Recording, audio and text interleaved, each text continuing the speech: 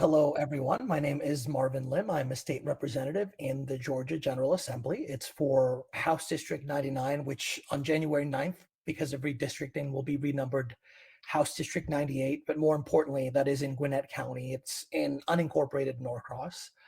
Just my brief background, I have been a long-time attorney now, and most of my career has been in civil rights. I worked for the ACLU and the ACLU of Georgia for a number of years, including as the legislative counsel and lobbyist for the ACLU of Georgia, which is why even before this role, I have gained or garnered some experience in what we're talking about tonight. And in addition to that, obviously through that work became, even though it wasn't my area of work, became rather familiar with Electronic Frontier Foundation and had reached out earlier this year and was very happy to be connected to this group.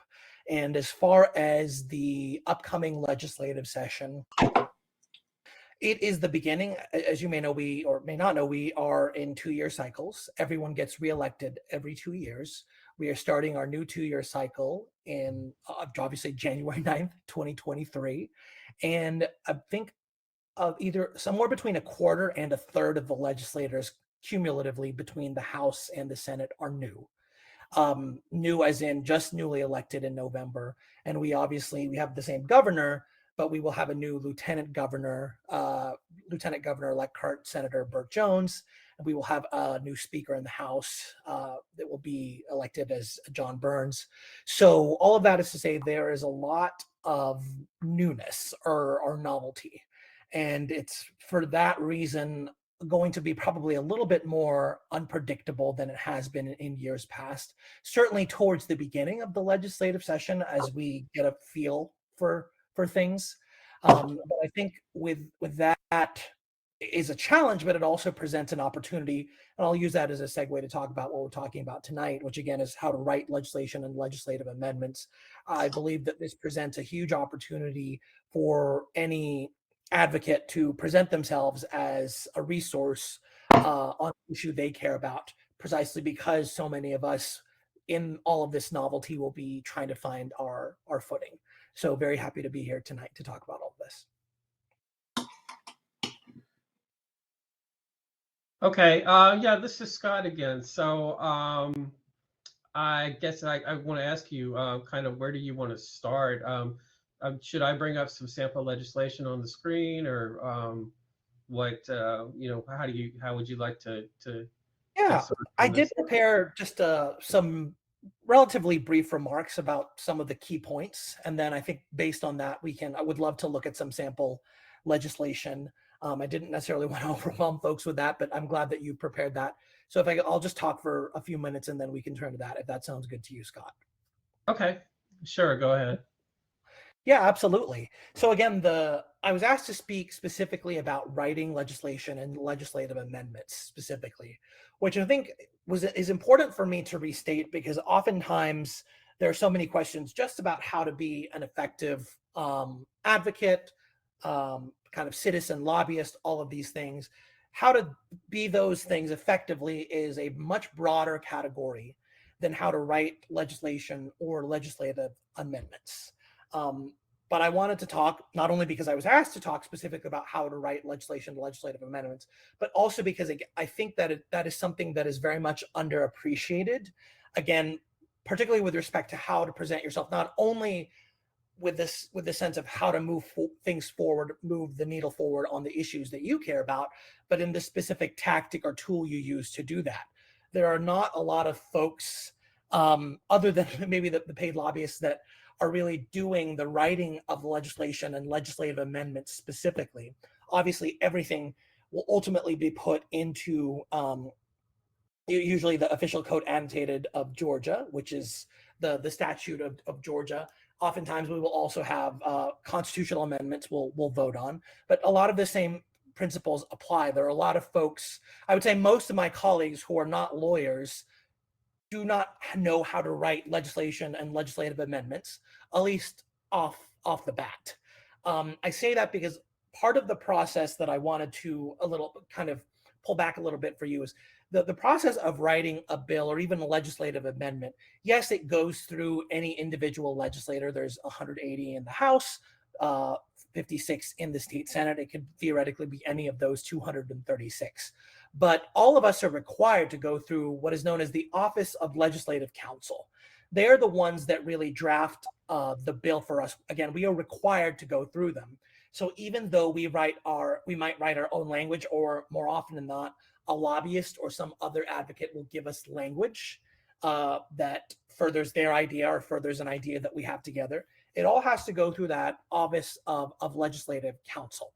So on the one hand, that's a very good thing, because we want people that do know how to write this legislation or the amendments, that do know how to make them consistent format, etc.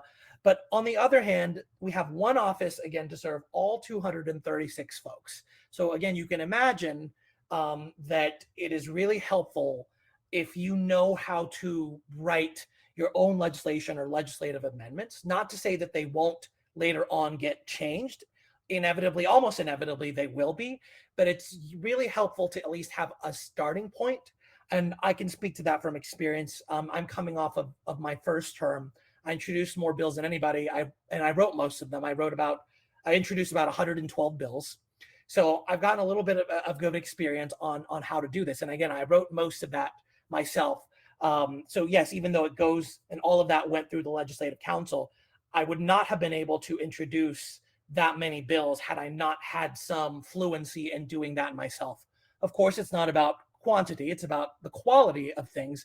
But again, that further speaks to, if you can have some knowledge in how to do this, it will serve you all the better, i.e. so that you don't just leave it to the vagaries of, what the Legislative Council do. Because I also want to say that the Legislative Council usually talks just to the representative or the senator. Oftentimes advocates may or may not be brought in. They theoretically could be brought in and put, because we do have an attorney-client relationship with them, but usually, or it is often the case that the advocate or even the lobbyist is not part of that process. So again, the more control that you can have in that process to shape the language as you want to see it, then all the better, again, to further your idea. And again, the flip side of that is most people don't know how to do that. So just a couple of kind of basic tips for how to do that. I think the first thing to talk about is knowing the official code of Georgia, the OCGA, official code Georgia annotated. We have 50 titles. It's in alphabetical order, starting with agriculture and kind of ending with state government, that will house anything and everything that you might wish to legislate on. Again, when it comes to statutory legislation, that is what you are really dealing with. I'm saying that just to kind of know the basic framework, that at the end of the day, if you want to be as effective as possible, you want to find the right code sections. It's a little easier if there's already a piece of legislation and you're trying to amend it. But even then, there might be a piece of legislation and you might wish to amend it, but the thing that you want to amend or append on there isn't already a section covered in that legislation. It's really useful to have some fluency with the basic structure of the official code of Georgia annotated. By no means am I saying to memorize that. Again, I have not done that. Legislative Council has not done that, but just knowing the general structure of how that goes, that there is, that's the official code of Georgia annotated, that there is a title, that under a title there is an article, and under an article there's a chapter, and under a chapter there are various sections. And then knowing what the basic kind of framework for a bill is. A bill will have oftentimes a short title, the blah, blah, blah act. It will have a findings. The legislature has found XYZ to be blah, blah, ABC. You put that in the record. And then the next section, that will be a kind of a definitions. Throughout this subsection or section, here's how we're defining this kind of term. And then the rest of that is talking through the various pieces of legislation. There's many different forms of that. There's kind of the substantive legislation. Oftentimes that's just defined as what it is you're trying to do in the law. But oftentimes another section will be kind of the penalty section or the enforcement section of that. If this isn't followed, what is the penalty? What entity is going to enforce that? And sometimes that's written in the actual text, but you'll also be able to tell based on, again, where it's situated in the code, the title, the article, the chapter, and the section. So again, I'm not saying to memorize all that. You really, I guess you theoretically could. That wouldn't be a good use of your time, but just know generally the structure is the first point that I wanted to make. And then within that, know that, I guess the other caveat is, it is, at the end of the day, even though you have lawyers looking at this, legislation is written in a very piecemeal form. It's a very piecemeal form.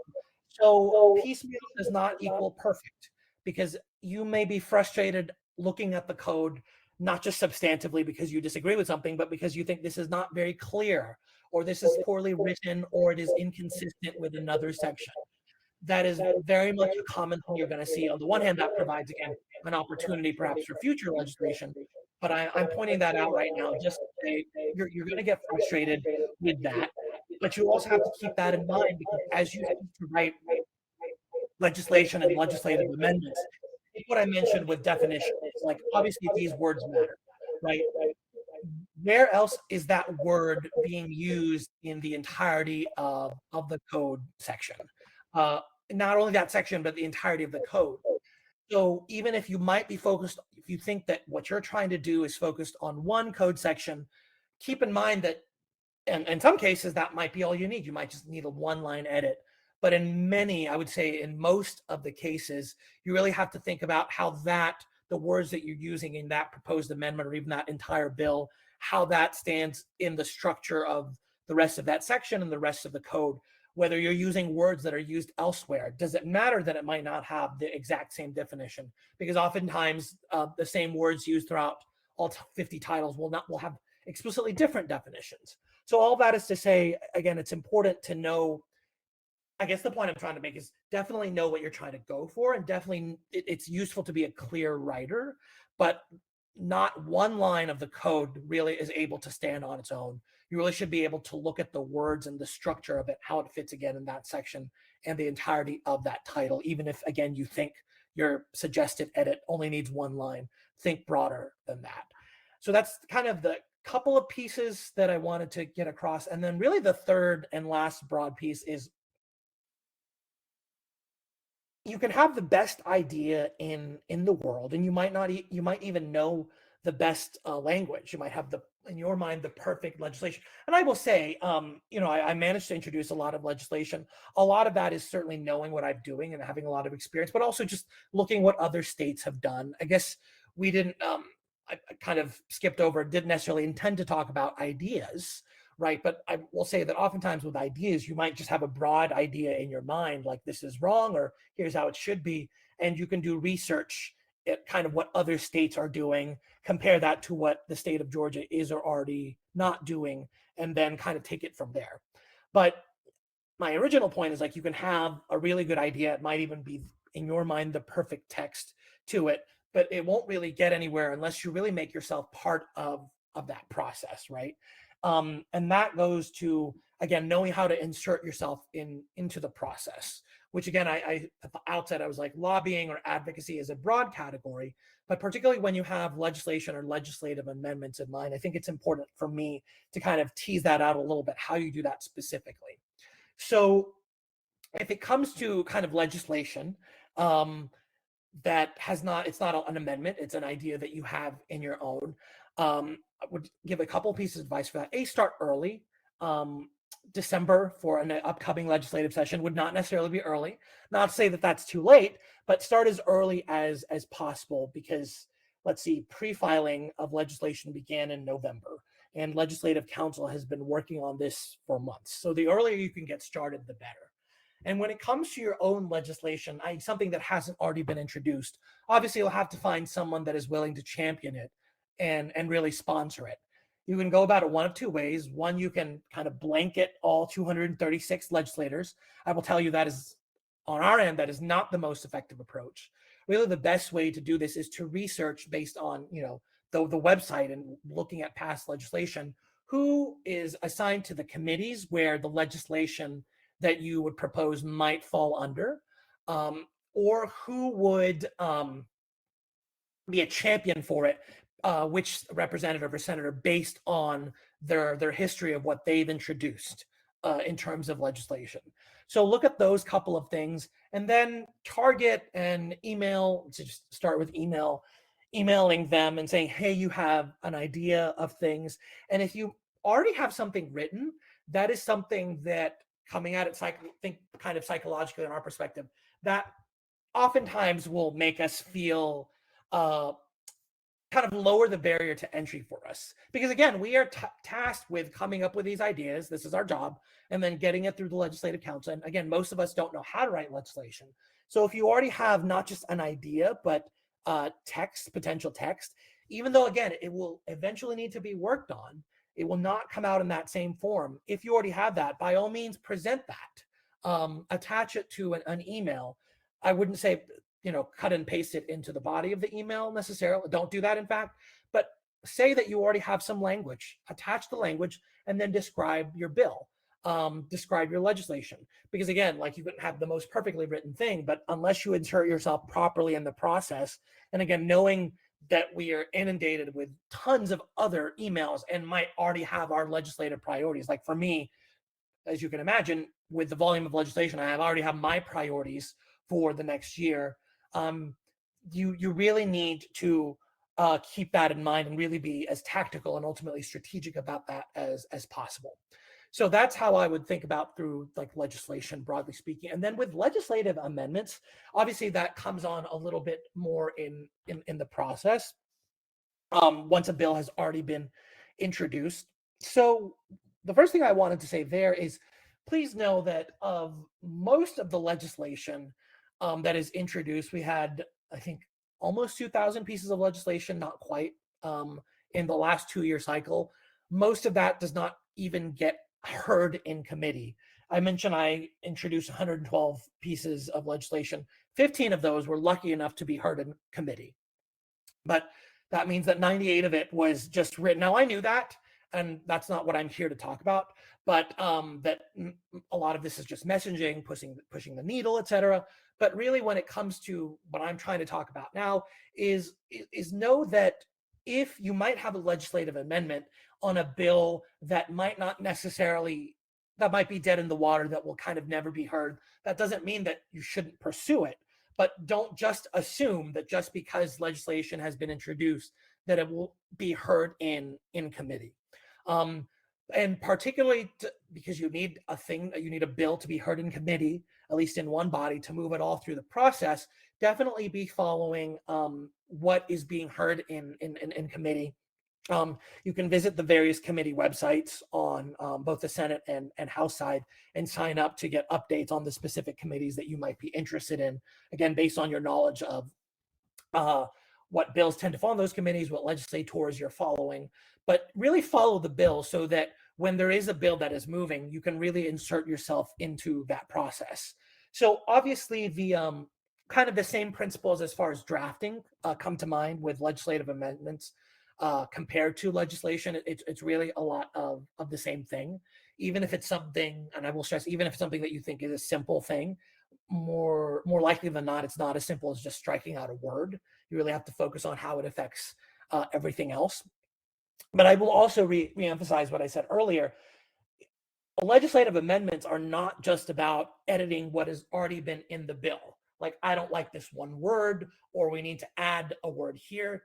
You can add entire section. This happens very commonly. Add entire sections to something, to a bill, as long as it's broadly speaking germane, which is a very kind of nebulous definition. But really, if it's something that you think will generally fall into the subject matter of that piece of legislation, even though it might not be written already in that bill, even though you might need to introduce an entirely new section for that bill, keep in mind that is fair game to do that. So really, a lot of the same principles apply to legislative amendments, drafting wise. Compared to legislation, it's just really a little bit later in the process, and keeping in mind that most bills will not move, but keep track of the bills that are moving and look for the opportunities, broadly defining germane, where you might be able to kind of put in something that's very important to you. And I'll close at least my initial kind of pointers with saying, like, really, you're not aiming for perfection here. You're not aiming to never speak beyond the scope of what you know, certainly. So if you're going to introduce certainly like a privacy bill, never speak beyond the scope of what you know. Obviously, if you're going to introduce specific language, from your perspective, have it be as well researched as possible, be prepared to answer all of these questions from the legislator, have all of that ready.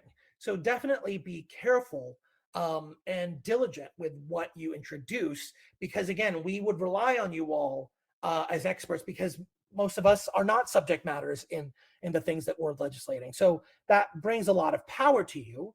But I'm saying all this because ultimately you want, again, the thing that you want to pass, but also because you want to gain the trust. This is not a one-shot deal. You will hopefully have continued interactions with legislators beyond one amendment or even one piece of legislation. So you want to earn their trust. So that really means knowing your stuff. So no, it does not need to be perfect. Things will be changed throughout the legislative process. We certainly love engagement with folks that know what they're talking about.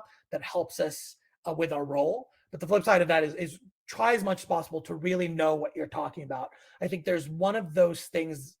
I know one of the things that we don't like, and this is a very bipartisan thing, is when a citizen might write in with a very broad bill idea that's just related to a problem. Now, does not mean that's wrong. Oftentimes, that will be more than enough for us to do.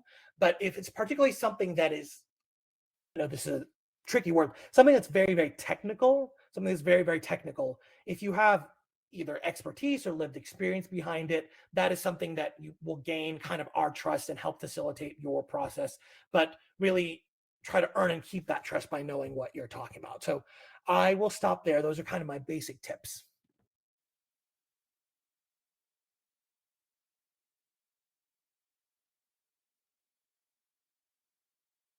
Thank you very much. Yeah, thanks. I had to turn the microphones back on because we were getting some echo. Let me go ahead and bring up my window here, and we'll look at a sample bill and at the website. So let me see if I can get that working here. How about this one? Okay, so I'm sharing the Georgia General Assembly legislative site, which everyone should know is www.legis.ga.gov. I can put that in the put that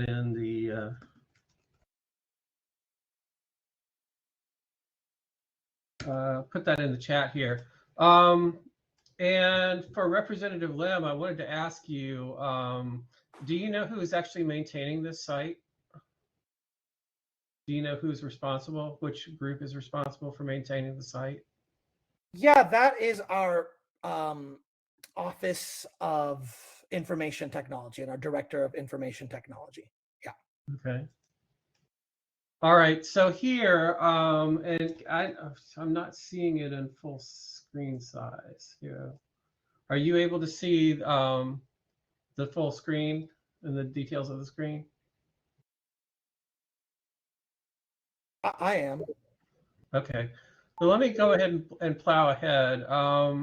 So this is a bill that I found. I guess I'll back up here. That you can go into searches here with advanced search. I actually kind of like advanced search more than just any old search here. You can choose the session that we're in, choose keywords. Under more search options, you can actually search for which representative, if you know which representative ahead of time. If you don't, then it's better to just search for text in the bill. But let's search for Representative Lim here and leave everything else blank. So this would be everything that you were at least what a sponsor on. Mm-hmm. And then I found this one. Let's see. I want to put in a keyword here. If I do that, that narrows it down. And I was looking for this one, the Internet of Things bill. And this looks like it was filed last year, and I don't see that it moved. But Oh if yeah, I look that's something I filed like towards the end of the session, so I knew that it was okay. not going to have a great chance of moving.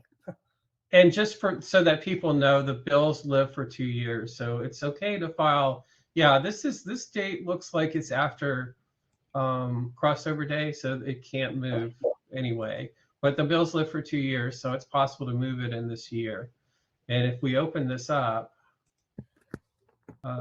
probably full screen is easier to read, then you can see it.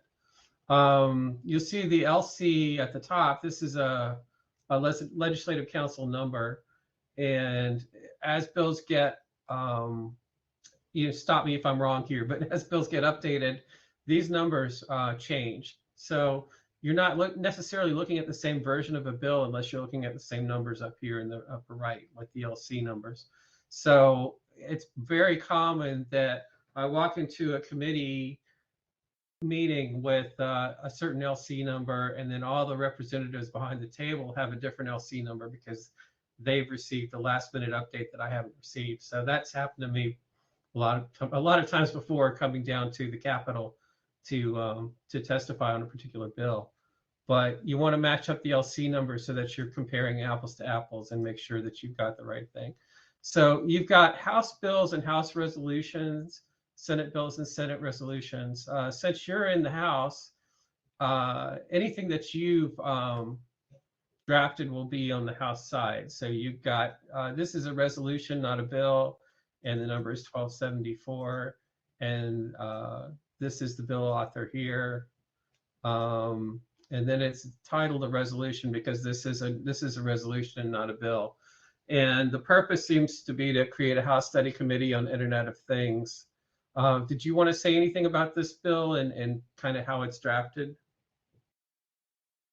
Yeah, so this is a bill regarding Internet of Things, which we'll not get into the technical definition of that, although this might be this being. What I've been trying to do is push the needle forward in the General Assembly with our Georgia Technology Authority and some other places with regards to things like smart technology, artificial intelligence, cybersecurity. So I've had a number of different kind of bills around those things. This one was on IoT, and specifically it's on a study committee because it is one of those subject matters that I say this, you can always find a place for subject matter in the code, even it has to be created.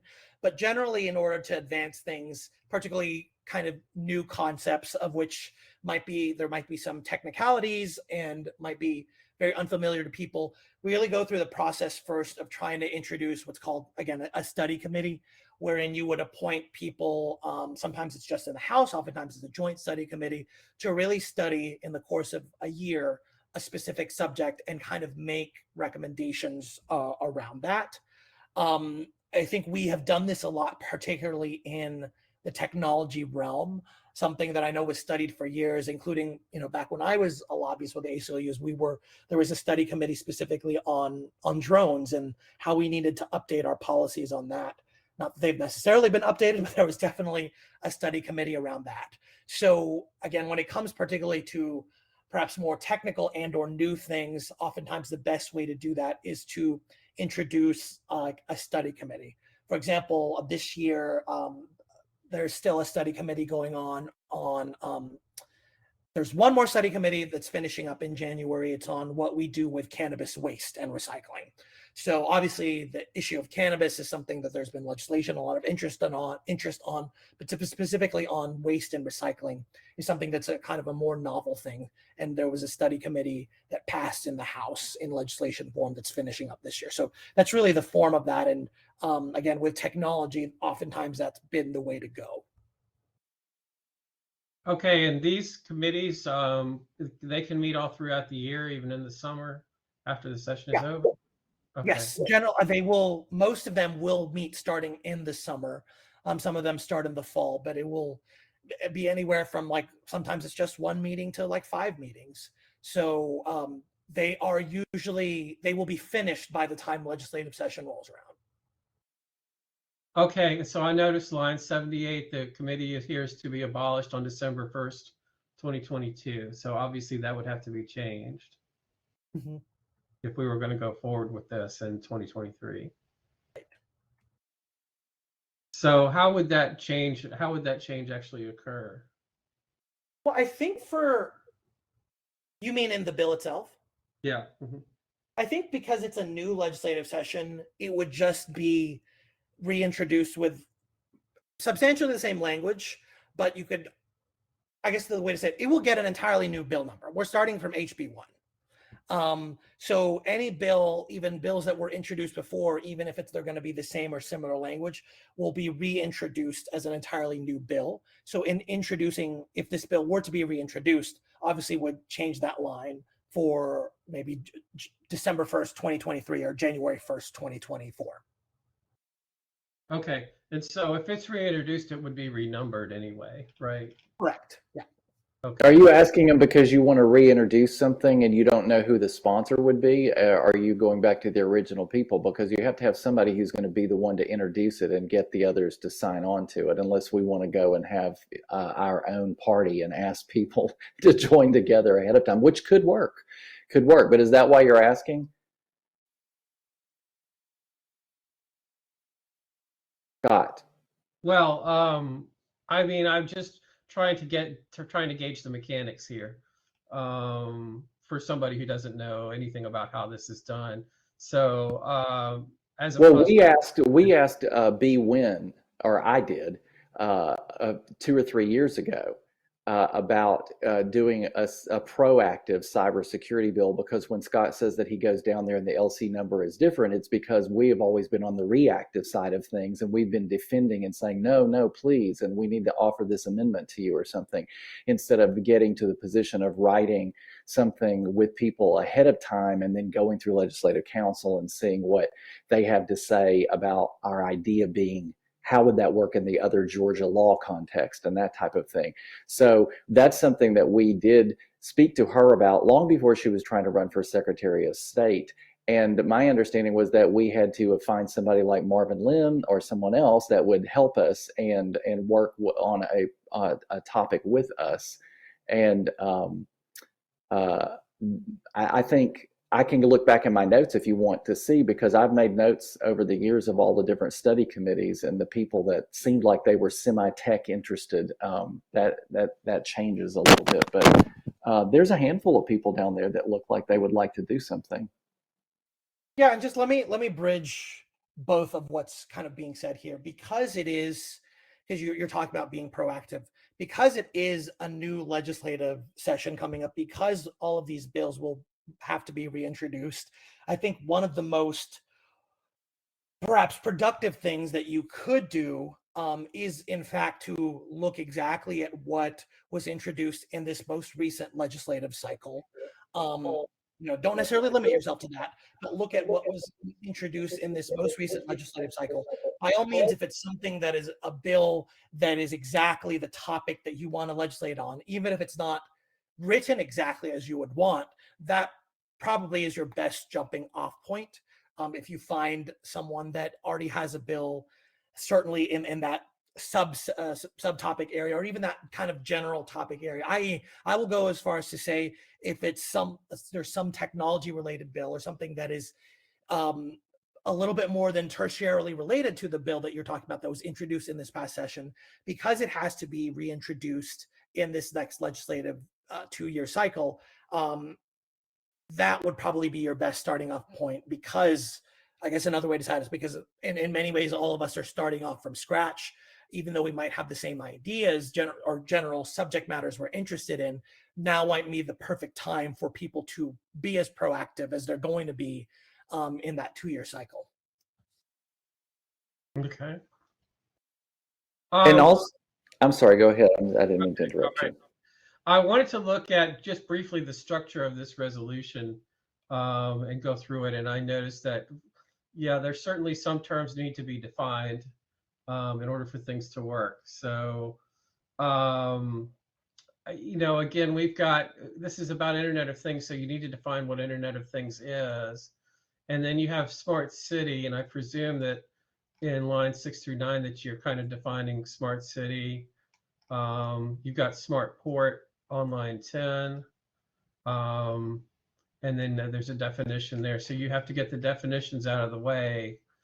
And then you have a goal, which is the 15 through 17, and maybe another goal here at 18 through 20. And then once you state that, then this is your plan of action for the goal. Creation, members and officers, powers and duties. And this is just setting up the structure. I think that you're not really limiting too much what the committee is talking about, but you're giving it a sense of purpose and a charter, maybe for a sense of purpose here. And then what is to be produced, which is a report. Exactly. And how it ends. So this is the life cycle, and this is how it ends. Yeah. I think for that, the one thing I would say is, because this is a newer concept and because this is a study committee, you're absolutely right, Scott. You don't necessarily want to limit what it is that can be discussed. Going a little bit deeper into that, the definitions, if the code were ever to define some of the terms that you mentioned, they would have, in my view, ideally a much tighter definition than a bill proposing a study committee would, because precisely as you said, you don't necessarily want to limit what you are trying to study. And because this is, again, a kind of a newer concept, the whole point of this is to study a newer concept. You want to be defining your scope, but in a broader way. When it comes to actually putting things in a title of the code, you'll likely, or in my mind, ideally would be kind of much more specific in how you define things, which I think the lesson from that is, depending on what you're trying to do, if it's a study committee or just a general resolution on something, it's probably going to have a little bit of a different threshold than it might on a bill. And then there are pieces of there are titles in the code that are they tend to require much more definition. You can imagine, I'll just throw like kind of healthcare or insurance, things that are very regulated, that you'll have to research not just what's in the statute, but what's in the rules and regulations. You'll have to kind of, even if it's not going to be written in the statute, you'll have to look at what's being done federally. All of these things that even within the code itself, there's going to be variation on how tightly you need to define words. But as long as you keep that in the back of your mind, I think that's what's going to serve you well. Okay. So let me go back and look for a House bill that's not a resolution. And go back to advanced search.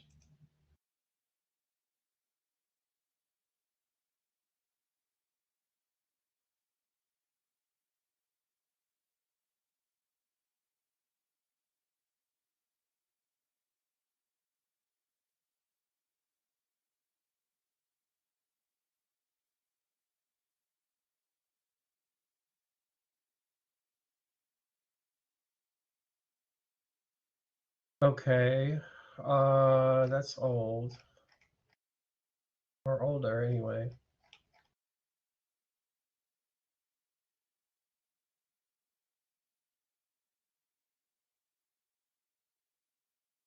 I'm looking at this one.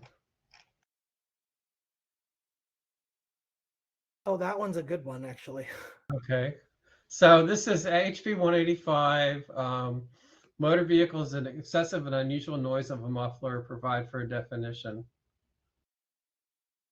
So I assume that maybe there's something in the code that was kind of left open because it wasn't really fully defined with respect to regulation of loud muffler noise, which we have quite a bit of that where I live off of Memorial Drive, and but I think we have more of that with the motorcycles than perhaps we do with the.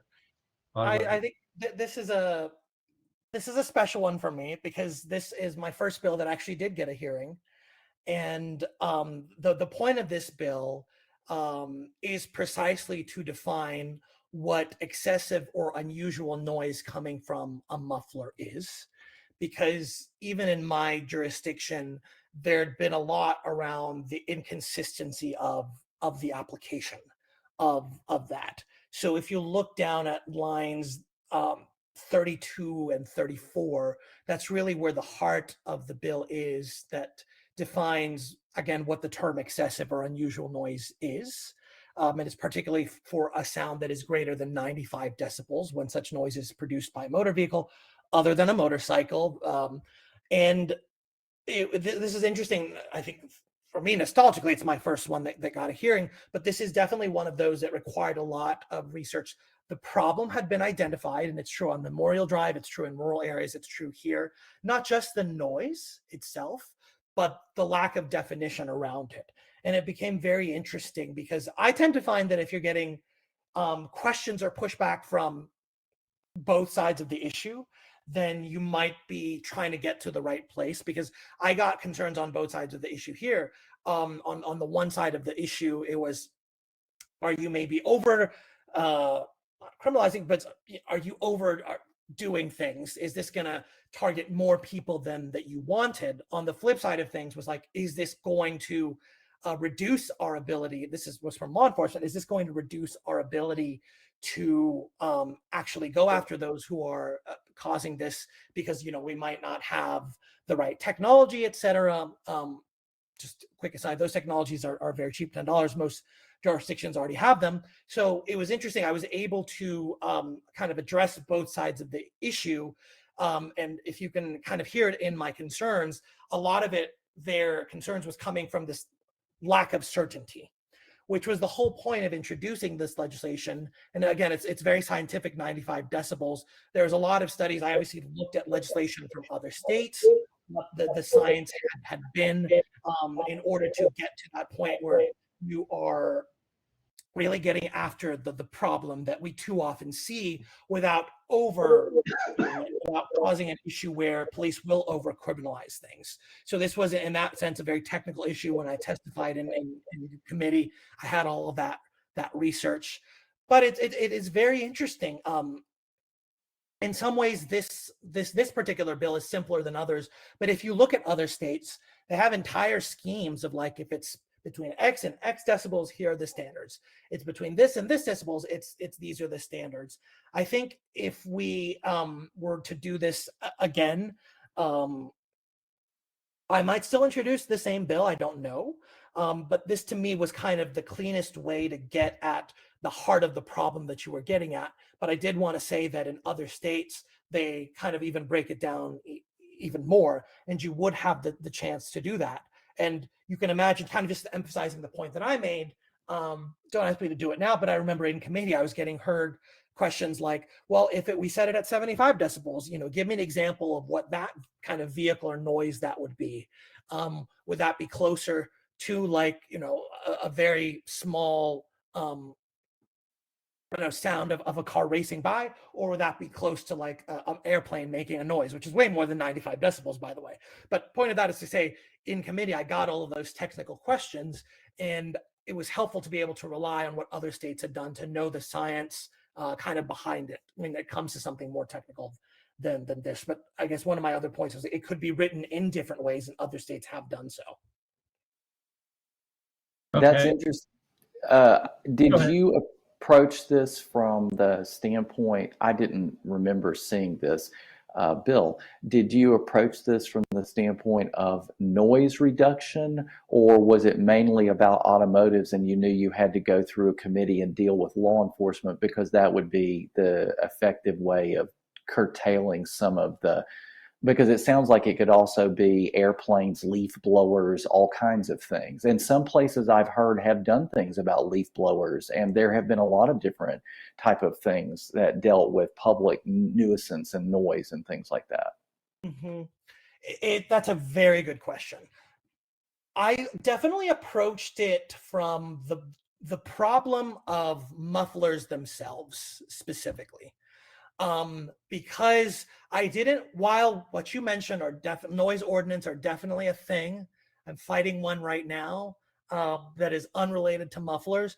I wanted to be specific to the problem that I'd heard over and over again, because there not only is there a code specific to this particular noise, but this is a problem in and of itself that we have seen everywhere. And even though I approached it from just the noise problem, and I want to say that part of the problem that they were saying is I was hearing from, because I try to talk to all sides of the issue before introducing legislation. I talked to police that said, well, because it's such this nebulous thing, we are not encouraged to kind of go after that type of thing. And in my mind, I was like, well, my community, Republican, Democrats are united against doing something against this issue. And to hear from police that they weren't enforcing it because of this uncertainty was very interesting to me. And knowing that it could be defined in a specific way, that's where I would say that my primary approach was, rather than talking about noise in general.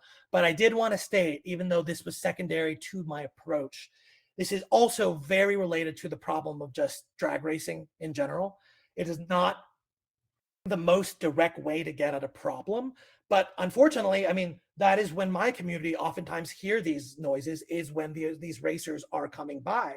So in my mind, especially in 2021, 2022, when this was an issue, drag racing that was being discussed, I was like, well, when there's this kind of touch point issue, if we can go at it from the side in a way that touches on that issue, gives a law enforcement a tool, but gives them restrictions on a tool, gives them a specific definition so that you're not getting, vagueness. I hate vagueness in a code. I think this group probably does as well. Then that's something that I would be supportive of, rather than kind of the more punitive, but also kind of vaguer ways that they have tried to get creative with the drag racing problem. So the drag racing, I would say, was a secondary issue, but it was very much on my mind as I was introducing this. But primarily it was specifically about the mufflers, because they're a problem in and of themselves.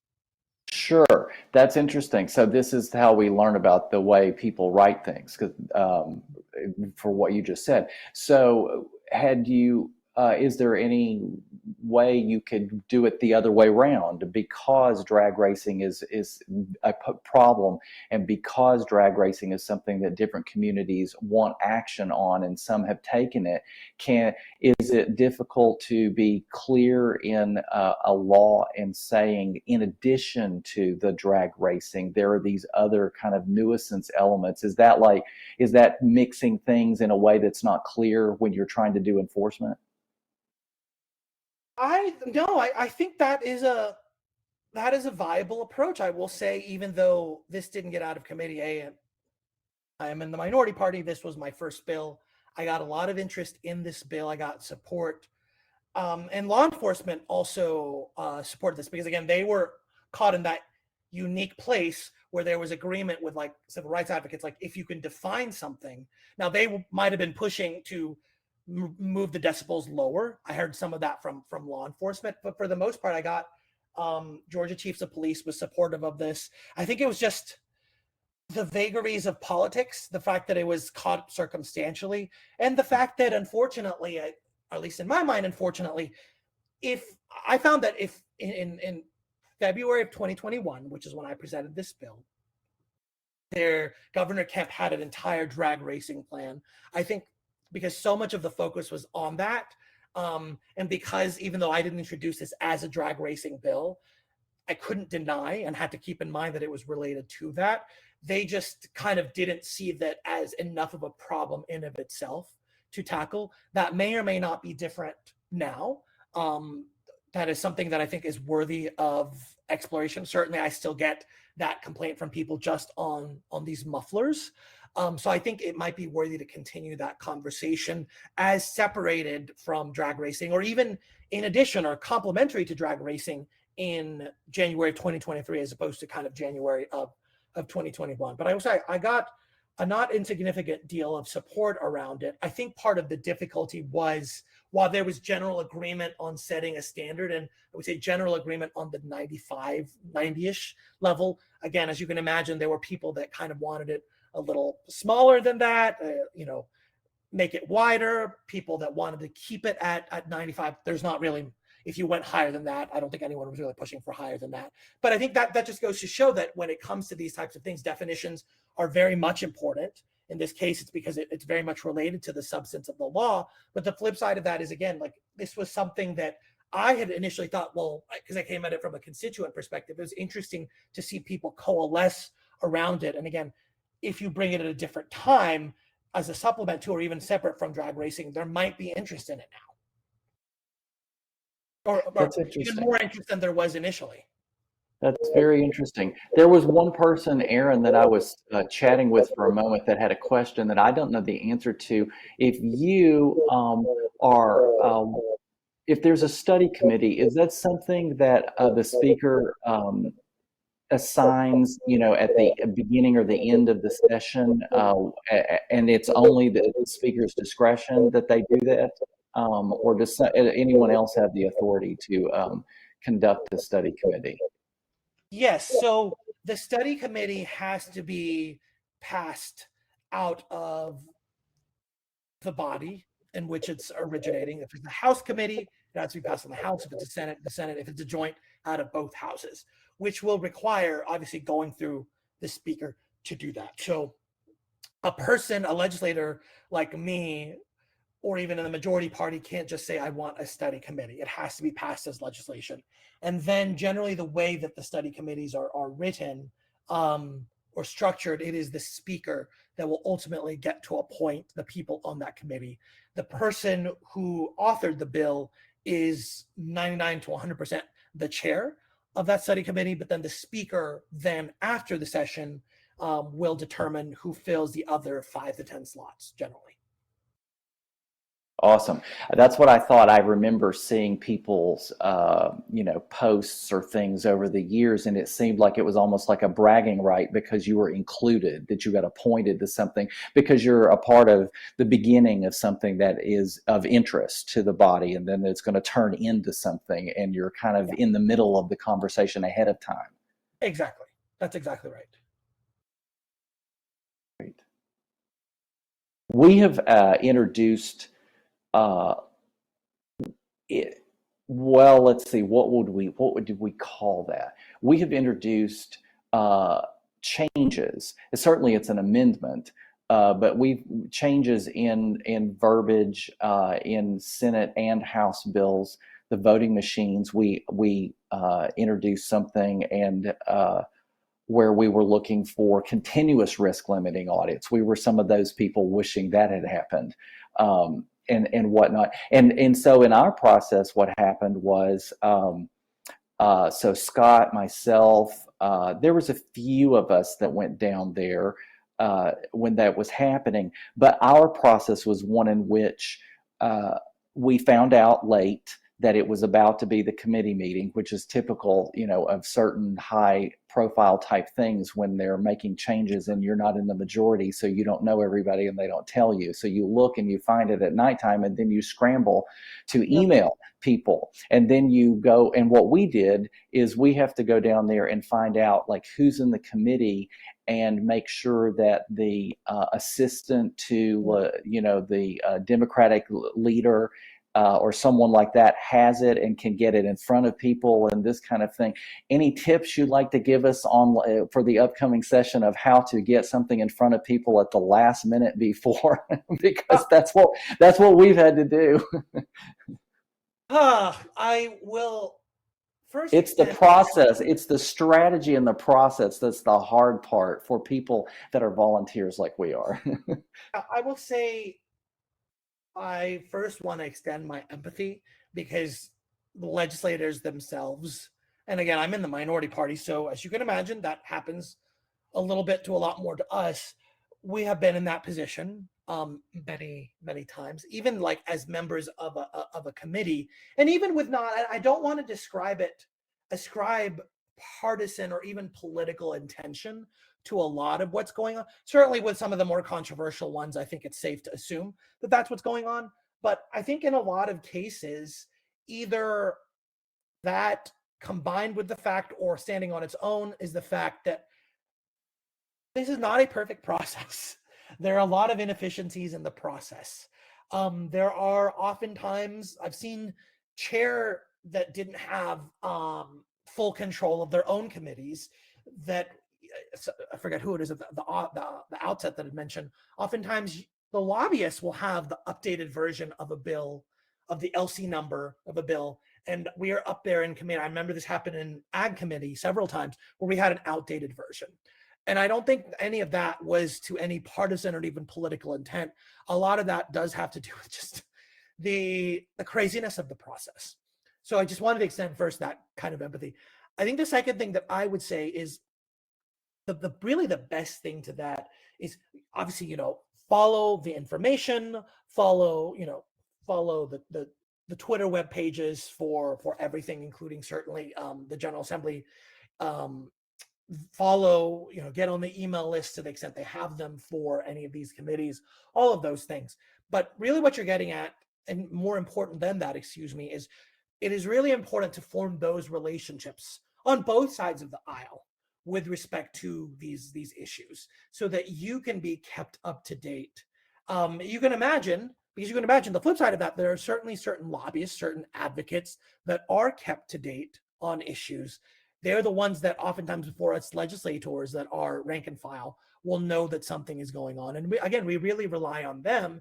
But for you all, particularly to the extent that you don't have necessarily full-time or paid lobbyists, it's really forming those relationships with those key people on really both sides of the aisle. I don't want to say kind of making yourselves known to them just for the sake of making yourselves known, but I think it's important to show your value and to earn the trust of key people on both sides of the aisle on all of these committees that you're talking about, because that's really how you're going to get around as much as possible the problem that you've identified, to the extent that that problem is something that kind of befalls even those of us who are legislators who are rank and file.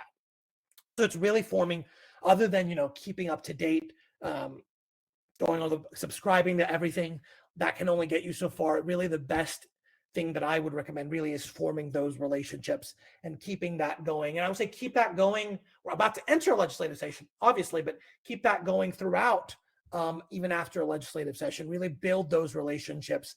That's what's really going to get you that inside information. Or even, I will say,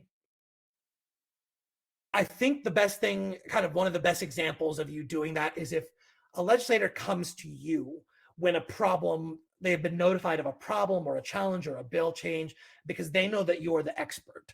And that oftentimes that might be the first time you find out that you can introduce language. But the point is you've already built up that relationship with them on kind of other issues. That's why I wanted to emphasize earlier, these are not one-shot deals. This is not a one and done kind of game almost. Like, continue to build those relationships again with key people on both sides of the aisle. That will be the best. That will put you in the best stead to really insert yourself, particularly when it comes down to that last day when I feel like half of us don't know what we're doing at all. That's when your relationships will really pay dividends. Thank you. That's what I've always told people when they come to different meetings that we have. Keith has meetings every month in one group. EFGA has other meetings. But whenever people mention things to us, I always say, you have to practice and come more than one session. You can't just show up. You have to really go there and be there and get to know people and then recognize them the next year. And that kind of thing. I know maybe you're used to it, but when you're starting to do something, with a group, and you can recognize the people from the ACLU or Georgia Equality or the different groups, then you can suddenly see your confidence is built because you feel more at home and familiar with being around the people and knowing. And, that is very valuable, because when it becomes the scramble and there's lots of people down there and they're coming on a bus to line up and meet people and all of that kind of thing, you're not going to get people's attention for very long. Yeah. And I would say there is I remembered to say something just now. The pandemic really changed things as far as, I will say, access to information. It did. It We all know this. And I I will was say, so sad because I was like, how do I do what we used to do? Because I really was one of the people who went down there, and I would go hunt them and find them and ask them up close, at the rope or wherever. And then I could get a sense of like, oh, that's what that guy is into, or that's how he is yeah. about this kind of thing. And And, you and couldn't do it. to that point, I don't know whether that will or will not change, but because I expected it to change in 2022, and it didn't. 2021 was a different place than 2022. Whether or not the ropes come back, because again, I was a lobbyist when that was definitely a thing, and that was a different kind of overwhelm. But I will say the posture that we're in now, that I will say is very much shared among the the legislators that came in 2021 and 2022, and I would imagine the incoming legislators. It's on the one hand, you're inundated with a lot of noise. I don't even want to call it noise. There's just a lot of information out there. A lot of it is probably useful, but a lot of it isn't cutting through. But then when it comes to like the legislative session, I found often that like, I sat in the seats of these lobbyists, and like I would have heard from XYZ organization in 2015, 2016, 2017. And we're not necessarily hearing from them. And that might be, I think largely that's because of the pandemic. I don't know, that just might be the way that we get information out to people in general. But I think all of that still falls under the umbrella. I think the relationship building still needs a lot. There's a lot of opportunity there, rather, and people aren't necessarily taking advantage of that opportunity. Because one point I did want to make is there are people like us that are very much craving information on important bills or issues of importance to us. There are those of us that are, I mean, you probably know this, or you may not, but most of us, we cannot be experts. Nobody can be an expert in every single area. And most of us, again, this is a bipartisan thing. I think most of us, not all of us really do try our best to understand. But there's volumes and volumes of bills that are going through. And on most bills, we're getting our caucus reports, but we're not necessarily hearing from other people. And I can imagine any number of technology related bills where we would have loved to hear from you, like on forgetting, like there was that cybersecurity terrorism bill, like, and I point all of that is to say, like, even when there is not necessarily a bill that you have an amendment for, that it's too late for an amendment, that it's already on like the House floor or something, like that's the opportunities to really build those relationships, to endear yourself, make yourself useful to the legislators. Because if you come at me with information on like, oh, here are the ramifications of this bill on cybersecurity, which is something that I've also been trying to push on auditing more than 3 years, blah, blah, blah, is if you can come out to me with expertise or knowledge on that, I will say I would not be the only one, particularly again, among new legislators, that are almost craving that information. Because again, while we get a lot of information, while we get inundated for information, in key moments, we find ourselves on the House floor about to vote on some very technical bill that we only have our caucus reports on. And I remember look back to like 2015, 16, 17, when I used to do this full time. I was like, we would have gotten lobbied on this by advocates or lobbyists. So I think there's a lot of opportunity there that the pandemic took away, but also creates for folks that are really hardworking and well-meaning. Okay, this is Scott. So going back, just going back to this bill one more time, I wanted to remind people that, say, for example, with this bill, it is updating Code Section 40-8-71. And a lot of times you end up looking up the code section here. So flipping over the page, we're going back to the code section. So I want to remind people when they're looking at this, you really need to go back to the code itself and see what's being changed in a situation like that.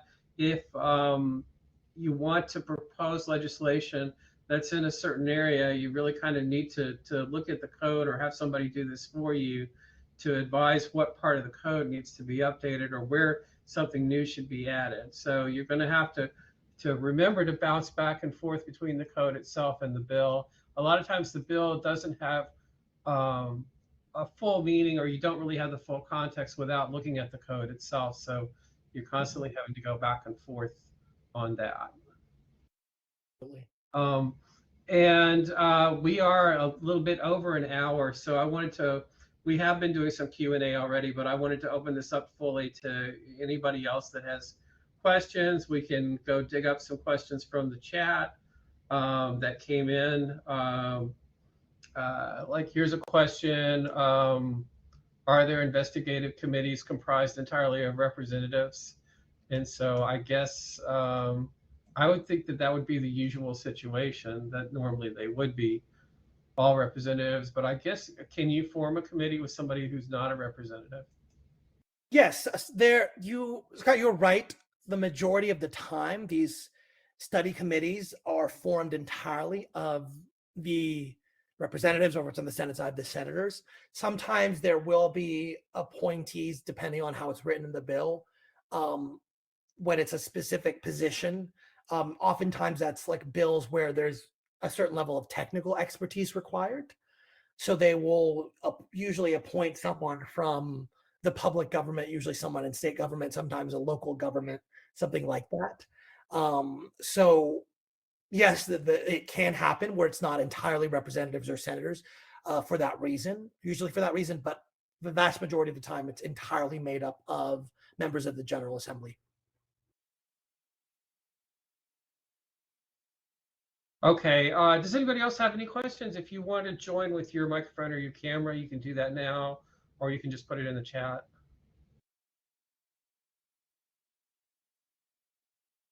Chuck or Keith, do you have anything else you want to add at this point? There goes Keith. Okay, there goes Keith. I would just say, Representative Lim, is there anything, have you got any tidbits to tell us, like of what your predictions are for what's coming up? That's half of what we like to talk about in these meetings after we get a moment or two with somebody, like, well, what is really going to happen this year? What are the predictions of things that people are interested in? You know, I've asked, including leaders, and asked members of majority party. I think there's just so much uncertainty. There's a lot of uncertainty because of all of this new, some of which is unexpected because, for example, unfortunately, Speaker Ralston passed away. Obviously, he Right. controlled that house with an iron fist, almost. So I didn't know he was the longest serving House Speaker in the United States of America. I really thought I misheard that the first time I heard it. he absolutely was, and literally everything went through him. If I didn't, certainly if I had a bad relationship with him, but also I would say if I did not form a good relationship with him, I would have had 0 bills heard rather than like 15, So I think because of that, because he has passed away, unfortunately, yes, you still have, and because there's so many new people in both leadership roles, we also have a new appropriations committee chair on the House side. It's going to be Matt Hatchett, because, Terry England retired after so many years. There's just so much newness in key leadership positions and just all of these new people. I think it's a little bit hard to predict what exactly is going to go on.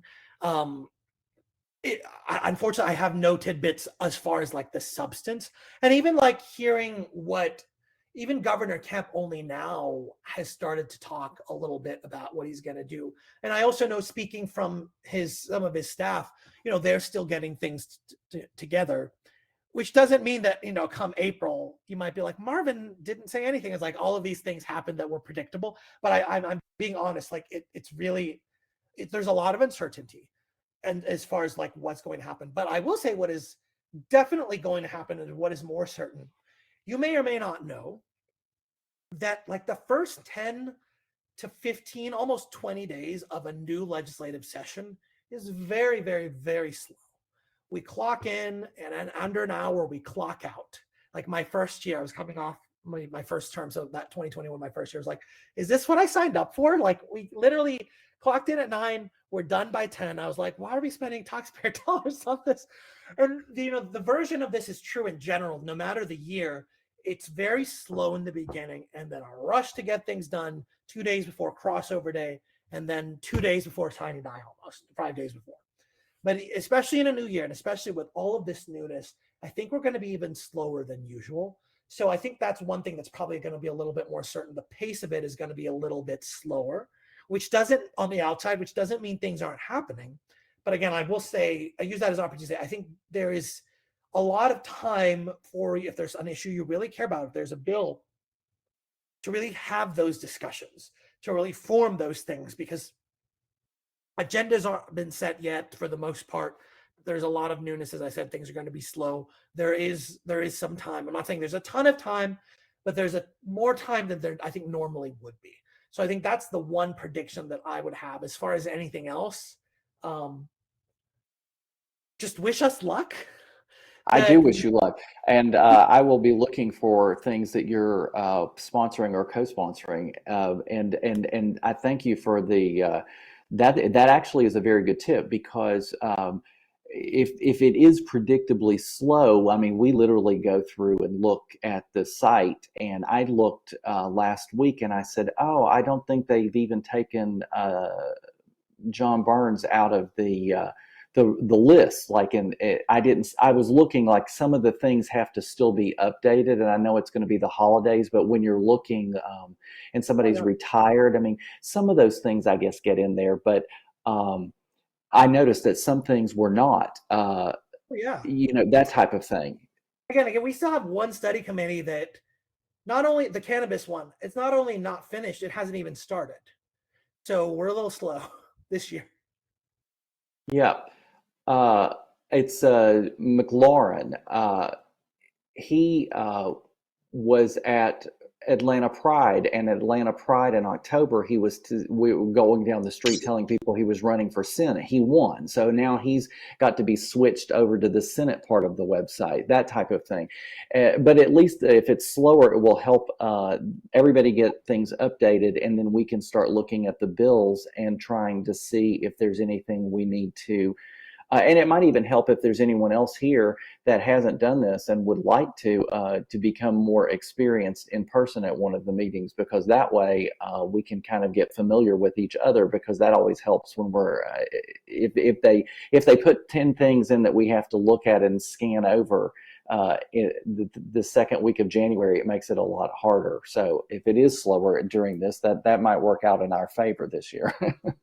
Yeah, I've told a couple other people that I think it would work to your favor to really use that time, because just because we're not meeting, I'm sure some people aren't working, but a lot of us are doing the work. We're just not necessarily there all day, and we won't be there all day until mid-February at the very earliest. I just wanted to speak up real quick, and first of all, thank you very much for very informative presentation. I learned a lot. And a question for you is, you have you're new to the House, you're new to the Assembly, and when I was lobbying, it seemed to be the rule that new members, like, no, just lay low for a year. But you seem to have jumped in and done a lot of legislative work right out of the box. Did you receive a lot of pushback for that, or were you able to get accepted pretty well? It was the latter, and I'll use that to make a point, not just to talk about me. When I said, earn the trust of people, know your stuff, things don't have to be perfect, but give them a starting point. Oftentimes I find, and again, this is yet another bipartisan issue, oftentimes I find politics is very much about, like, naysaying, like we don't like something, rather than, was it Chuck? It was Scott. Someone talked about proactive legislation. And of course we have to push back against legislation we don't like. Don't get me wrong. I believe that's true. But I think there's I've gotten on the other side of the aisle, a lot of appreciation for kind of novel ideas that tackle very real problems that aren't necessarily the most partisan thing. Now, some of them can be controversial for other issues, but aren't necessarily the most partisan thing. And I think I did that because I brought a certain level of expertise on drafting ideas. I really listened to constituents and really was willing to talk to anyone on good faith. So no, I think I was very much welcome. I don't think that they pushed back on my legislation. I don't think all of the bills that were heard were there to embarrass me, because all of my bill hearings went well. I managed to get, 3 out of committee, 2 out of the House unanimously, 1 out of the Senate, that we just couldn't get reconciled in time. So cross your fingers, I actually get a bill to the governor's desk, because the bill that I had that passed out of the Senate, there was a Republican interfighting with that I was like, I'm just this lowly Democrat. Like, you're getting in the way of my bill. Solve this problem so that I can get this bill through. But all of that is to say, I think that if you adhere to some of the principles that I think were seen in me, again, being proactive, having expertise, having those good faith conversations, really building those relationships. Don't just shout at people because you think they suck. I'm not saying that there's no place for that, but in terms of like getting actual language, if you're going to do that on a one-off basis, that's probably not the best idea. So if you follow those kind of tactics, techniques, I think you will also be welcomed. It's obviously going to be a little bit harder probably because you're not yourself a member of the General Assembly. But again, the flip side of that is you're the ones with actual expertise. In drafting my legislation, like the muffler thing was not an area of expertise, but I really listened to a lot of people and got letters of support from that on that. So if you, again, follow those principles, adhere to them in your capacity, you're really going to give yourself the greatest chances of success. The flip side, you're really going to cut through the noise, because unfortunately, we do hear from a lot of people that are just like, you suck and this bill sucks. Or the flip side of that is like, they're well-meaning, they have an intention, but like, create world peace is not a bill idea, right? You're going to have to give me a little bit direction on how we're going to create world peace. Preferably, you're going to point to parts of the code that will help us create that world peace that we agree on, but that we have to like actually draft. So you're really going to cut through that noise that we still get a lot of by adhering to those principles, I would say.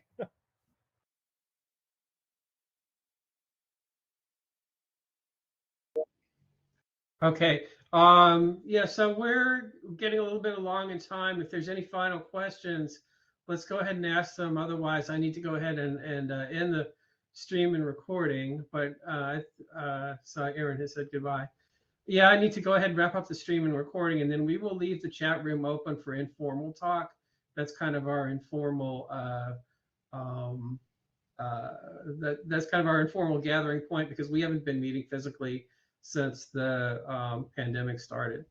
But again, I really want to say our hearty thanks to Representative Lim here for coming in and giving us this talk and helping to point us in the right direction. And then we hope to be able to work with you in the future. We hope to see you down at the Capitol. And I'm really excited to kind of hear about the changes and some of the fresh blood coming in. So that's very interesting. It's maybe some things are a little bit less certain, but also there's more opportunity for change as well. So we'll see how things kind of pan out. But thank you very much. Oh, absolutely. Can I just to that point, Scott, I should have made explicit. Yeah, get to know the new folks. Definitely get to know the new folks. On the one hand, some people are like, yeah, they're new. They'll focus on the leadership. But on the other hand, some of these people are going to stick around forever. And even if they don't stick around forever, some of them are going to have really good ideas. Some of them are going to agree with what you're talking about. So don't just focus on the people who are chairs or the people that have a history. Definitely form those relationships with some of the incoming folks as well. So yeah, thanks Scott for reminding me of that. I wanted to say that. Thanks.